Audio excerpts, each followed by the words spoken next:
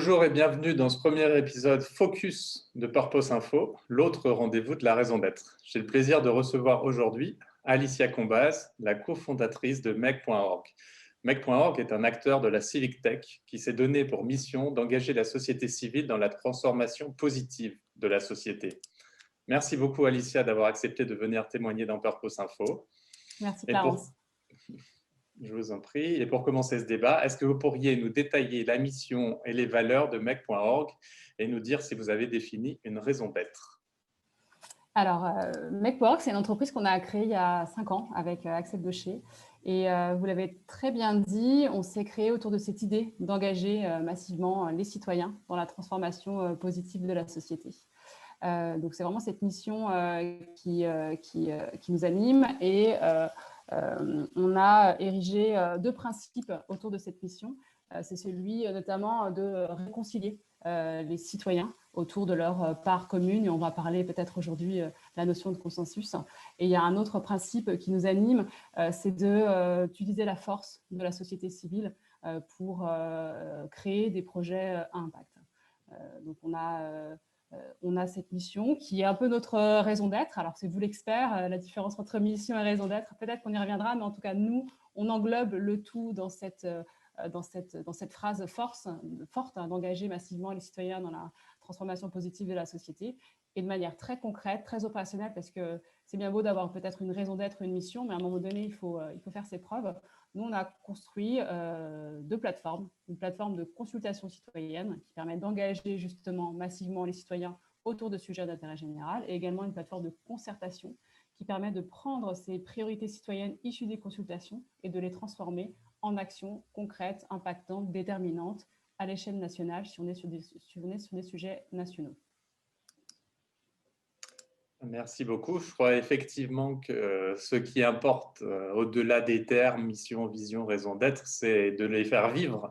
C'est que ce soit formalisé et que derrière, il y a un vrai travail pour que cela existe dans le quotidien interne et pour les parties prenantes externes, que ce soit des valeurs partagées, une vision partagée, une mission qui soit cohérente, parce qu'on en manque peut-être un peu, et c'est ça qui crée le manque de confiance, souvent, auquel on est confronté dans la société à l'heure actuelle. Alors, pour continuer le débat, je crois qu'il y a de nombreux écueils qui sont inhérents à la mission que vous vous êtes fixée. J'ai essayé d'en lister 4. Est-ce que vous pourriez me dire pour chacun d'entre eux comment vous réussissez à l'éviter au sein de MEC.org? Le premier, les 2 premiers, on va les poser en même temps, des propositions plébiscitées qui pourraient être soit trop démagogiques, soit trop consensuelles. Alors, ça, c'est un très bon point. Peut-être pour expliquer aux gens qui nous écoutent, sur MEC.org, vous pouvez répondre à des questions ouvertes en faisant des propositions, justement, en 140 caractères et en votant sur les propositions des autres. Et la question que vous vous posez, c'est est-ce que quand les gens s'expriment, au final, c'est trop démagogique, trop consensuel? Ce qui va être important, selon nous, très en amont, déjà en amont et avant même de regarder l'analyse, c'est de faire en sorte qu'il y ait beaucoup de gens qui participent. Faire en sorte qu'il y ait une massivité de participation, ce qui va faire qu'on va avoir un brassage d'idées fort et que ces personnes vont pouvoir voter de manière massive et également déterminer ce qui est intéressant pour eux ou pas, selon leur avis. Et pour faire en sorte que ce soit une vraie consultation citoyenne, du coup, il faut que ce soit large et massif. Et in fine, du coup, c'est vraiment les citoyennes et les citoyens qui déterminent ce qui est intéressant ou pas. Donc, selon leur perception, si c'est trop démagogique, ils vont faire descendre dans le classement les propositions qui sont, selon eux, pas assez intéressantes, concrètes. Parce qu'au final, quand ils votent, ils vont pouvoir dire s'ils sont pour, ils vont pouvoir surqualifier en disant est-ce que c'est une proposition qui est réaliste ou qui ne l'est pas. Donc, normalement, le tri se fait par cette volonté citoyenne. Et pour que le tri se fasse bien, il faut qu'il y ait vraiment des populations très, très, très différentes qui participent. Donc ça, c'est le premier point sur lequel on travaille pour avoir de la matière intéressante. Ensuite, votre deuxième question, elle touche à la notion de proposition consensuelle. C'est-à-dire, est-ce que nous, on a un système, justement, et c'est un de nos partis pris initial de réconciliation, c'est de construire une analyse, notamment autour des consensus. C'est de voir là où est la part commune. Et en fait, j'ai envie de dire que c'est presque le plus intéressant. C'est-à-dire qu'à un moment donné, Vous allez me dire, c'est consensuel, c'est pas intéressant. Et oui, effectivement, on est nourri tous les jours à des clashs, à ce qui divise les Français. Et nous, on a fait ce choix de se dire, ce qui va être intéressant et même le plus dur à trouver, c'est le consensus. C'est-à-dire que quand vous faites participer 500 000, 1 million de personnes qui viennent de toute la France, de tous âges, de toutes les régions sur un sujet, et que vous arrivez à trouver une part commune, c'est quelque chose, c'est de l'or en fait, parce que ça va être c'est quelque chose qu'on voit très rarement déjà, ce consensus. Et puis, ça va être une clé de la collaboration pour la mise en œuvre d'actions. Parce que je le rappelais, un des principes initiaux de la création de MEC, c'est de mettre en œuvre des actions. On engage, on mobilise, on met en œuvre. Donc pour nous, le consensus, c'est une vraie force. Merci. Vous voulez engager donc une transformation positive de la société, mais vous expliquez aussi, je crois, sur votre site internet que vous souhaitez être neutre. Donc, comment déterminer ce qui est positif? N'est-ce pas, est-ce qu'on n'a pas le danger d'arriver à un point de vue politique propre à chacun, l'opposition gauche-droite ou conservateur-progressiste? Oui, alors, nouvelle fois, l'enjeu, ça va être de s'assurer qu'on a la voix de toutes et tous, que vous soyez de droite, de gauche, de centre, quelle que soit votre opinion politique. Et c'est-à-dire qu'il faut faire en sorte que si on mène une consultation citoyenne, si on pose une question, qu'elle soit pas prise en otage par une seule pensée, par un seul groupe d'intérêt, un seul groupe de personnes.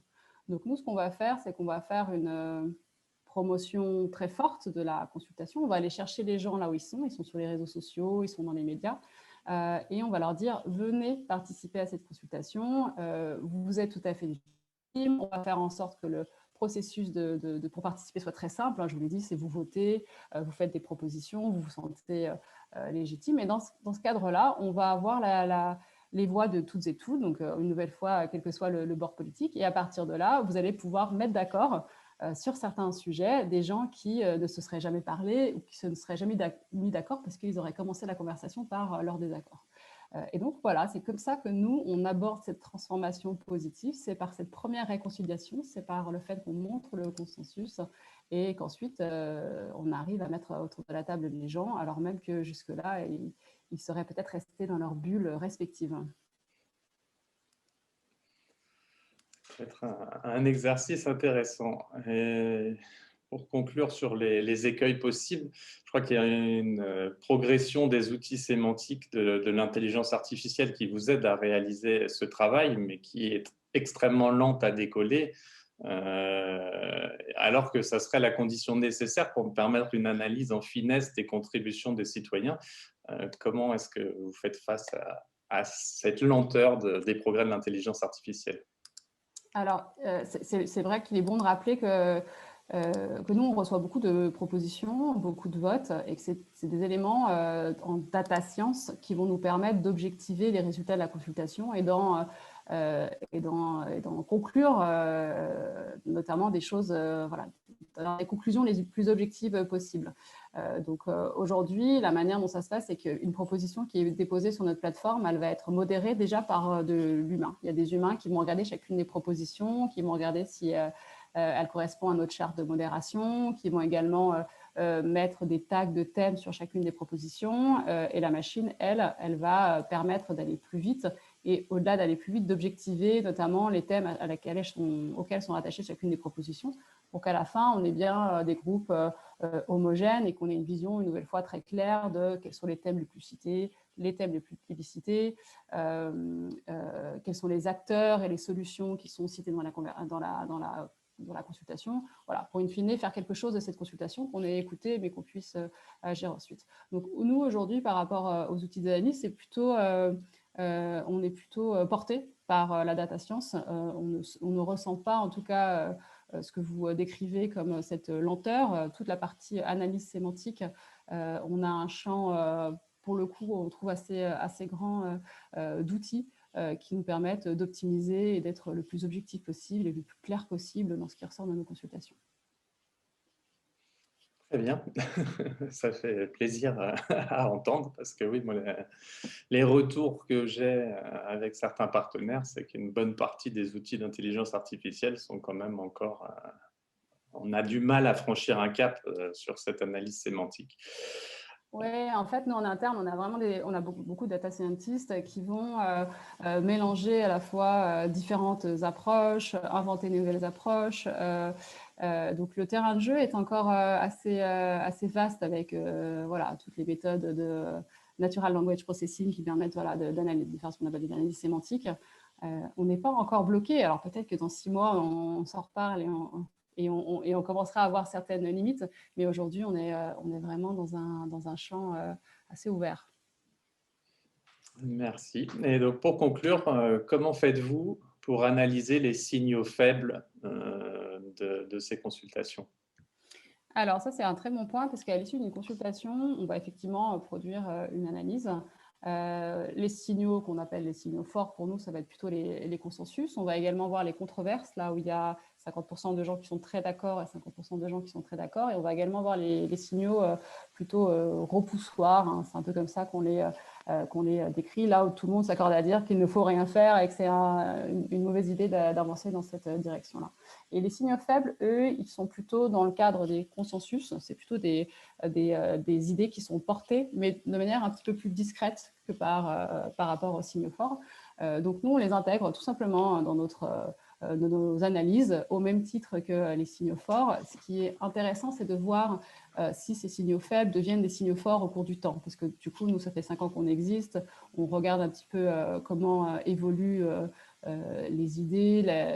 Est-ce qu'il y a des choses qui étaient signaux faibles il y a 2 ans qui sont devenues des signaux forts, ou des signaux faibles il y a 5 ans qui sont devenus des signaux forts. Et donc, c'est plutôt dans la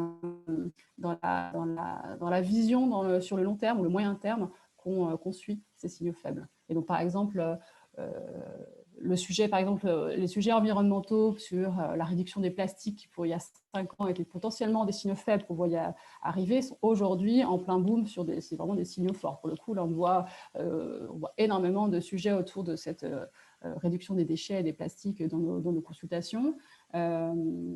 Un signaux et d'autres, si je peux citer un autre signaux faible qu'on avait pu voir, tous les sujets qui touchent à la démocratie participative étaient plutôt des signaux faibles il y a 2 ans sur le fait de mettre plus les citoyens au cœur des co-constructions de politiques publiques. Là, ça devient des signaux forts. Donc, c'est dans la durée qu'on les regarde et qu'on les garde bien, parce que c'est précieux. C'est une analyse qui nous permet d'anticiper des tendances de fond.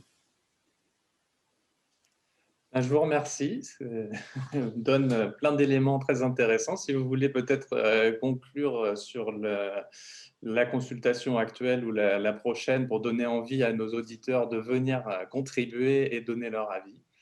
Oui, alors actuellement, on est sur le sujet des territoires, comment améliorer vos conditions de vie sur les territoires. Donc, vous pouvez venir sur make.org, make.org, faire vos propositions. Et on a également des ateliers de concertation qui ont lieu sur le sujet de l'enfance, des violences faites aux enfants. C'est une consultation qui avait lieu en septembre dernier.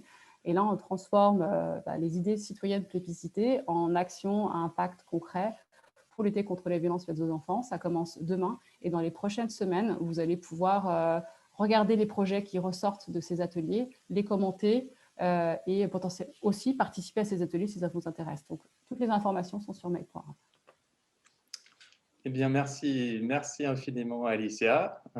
Bonne journée à tous nos auditeurs. Merci d'avoir assisté à ce premier épisode donc, du Focus de Purpose Info. N'hésitez pas à vous abonner à la chaîne YouTube associée et à très bientôt pour le prochain épisode.